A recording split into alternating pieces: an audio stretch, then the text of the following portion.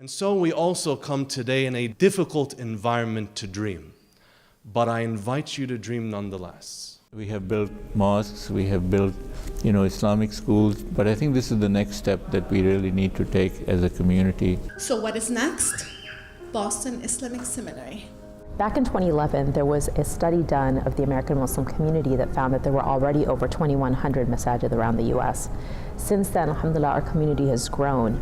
But one of the things the study also found was that many of our masajid don't have a full-time paid imam, and many of them have imams that weren't formally trained in the Islamic sciences.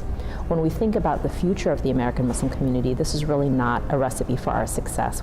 And I think the example is that, you can have hospitals, but if you don't have the university structure to train doctors, then after a while, the hospitals are just not going to have what they need in order to actually provide the service to the patients. And so this institution, this organization, and the mission and the goal to prepare workers who are there to be the shoulder to lean on spiritually for individuals is absolutely imperative.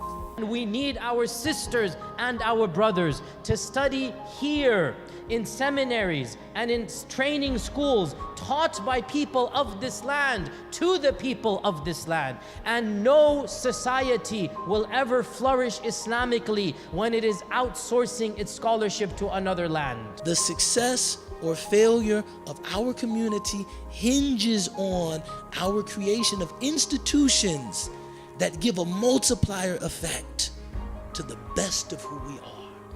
The question we have to answer is, if we don't build the seminary, who will? Allah will allow this religion to thrive regardless of whether or not we're on the train.